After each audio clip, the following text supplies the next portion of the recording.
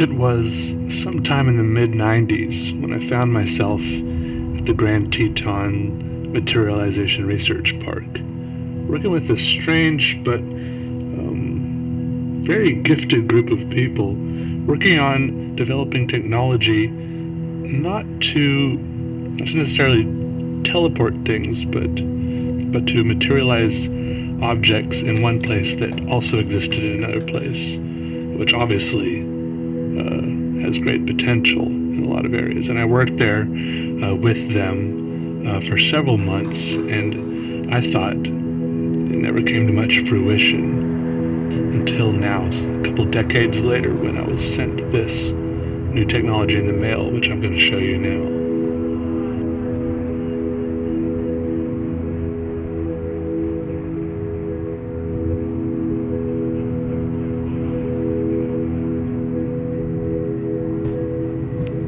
Hi everyone, my name's Peter, and I want to show you a cool new piece of technology I just got my hands on, the Materializer 3000.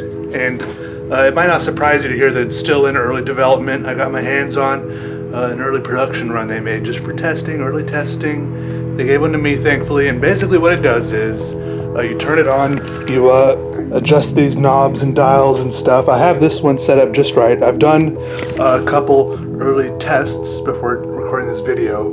You type in the stuff here, you adjust these knobs, and this part was attached here, but basically, I guess it's kind of cheap because it's one of their first things. I'm gonna set this.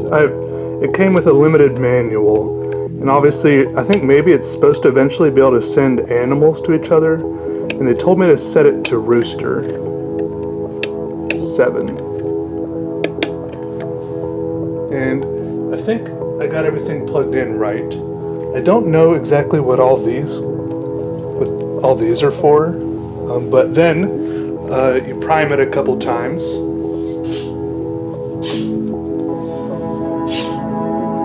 This button right here is the go button. So I'm gonna press that now, see what happens.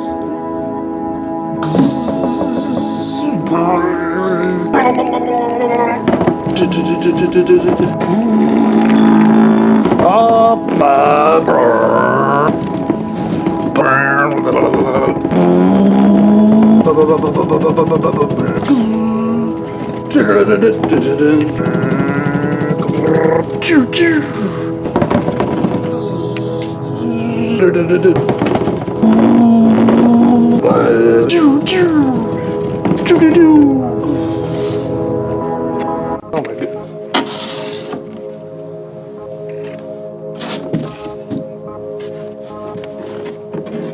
What is, not a pumpkin this time. Yoga book. I'm not sure exactly what this is. This says productivity on the go. Let's open it and find out exactly what's going on in here. We know this thing works good though.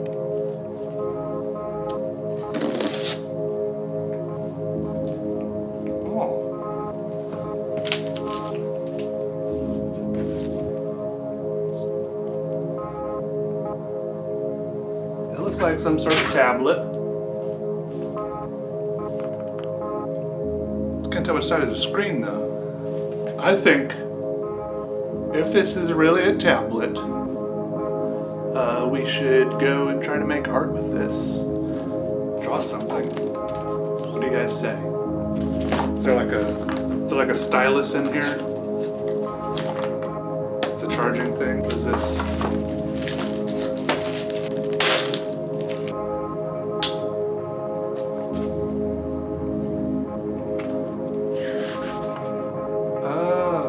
I think this is like a little pad of paper that you can put on there. Can you put this on here or something? There's a stylus. I think.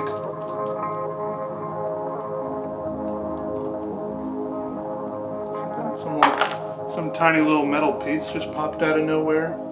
I think that's it. Let's go see if I can draw something with it. So, like I said, the Materializer 3000 there worked incredibly.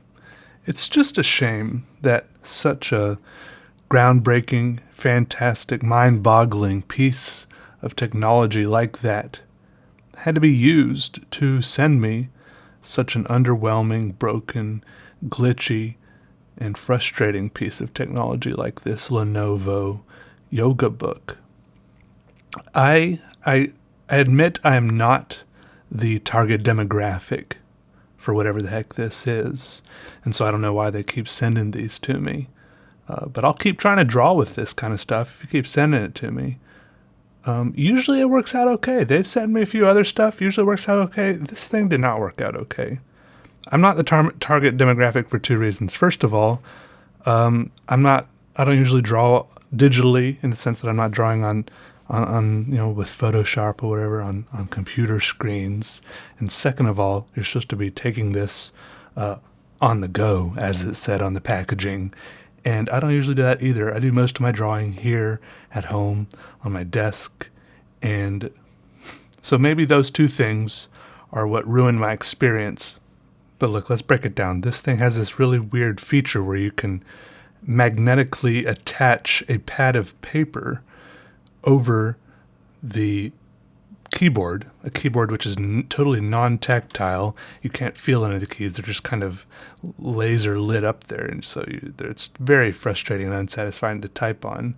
There's a little buzzy feedback if you hit a key right, but it's not cool. It looks cool, but it's not cool. Anyways, you can magnetically attach this pad of paper over the keyboard area below what is a touchscreen, and this touchscreen can be bent all the way back around, and you can hold it backwards and just touch the touchscreen and draw on it with the stylus, of course. But the stylus itself, if you just try to draw on the screen with the stylus, it's very laggy, and wherever lines you draw lag behind the stylus like a good half inch. If you're drawing at any sort of speed at all, that's no way to draw. However, if you use the stylus down on the little pad of paper, I will say that is fairly responsive, and it actually feels pretty good because it feels like you're drawing on paper, because you are. And then it shows up on the screen. Here in this video, I used Krita, which is a free digital drawing program, which is fairly popular, and it worked pretty well for what I had to do here. But I just don't understand what the point of this paper is. Are you supposed to draw things on the paper and then with a regular pen and then trace over them again digitally with the stylus on the paper? Or are you supposed to grab other people's art and put it here and then trace that over? I just don't understand the point of drawing things twice. I don't understand maybe I'm missing some crucial thought process here. Look, the actual drawing felt fine when I used the stylus on a little pad of paper magnetically attached to the keyboard. It felt fine, it was responsive, but here's the big drawback. When I do digital drawings, I love using hotkeys. I want to be able to Control Z, I want to be able to zoom and select. There's so many if you ever watch anyone that does a ton of digital artwork, you'll hear them just constantly hitting tons of hotkeys all the time. But you can't do that in this situation because you've got a pad of paper magneted over your keyboard. And this is not a good keyboard in the first place. I had to wipe this thing down, practically put it in the dishwasher before it would work because it had some sort of residue on it that made it think I was pressing about 45 keys at once at all times. I thought the laptop, the tablet, whatever this thing is, I thought it was broken when I first got it. I thought it was DOA. And so I thought, hey, I can just attach a USB keyboard underneath it. It's a little redundant, and have that there and press those hotkeys on that. But it does have a little USB port, but the only USB port it has is some weird variant of it, and that's being used as the charging plug. And I don't want to unplug because who wants to unplug when they're at home? And if you're going mobile, who wants to take a USB keyboard with them? That defeats the whole purpose of it.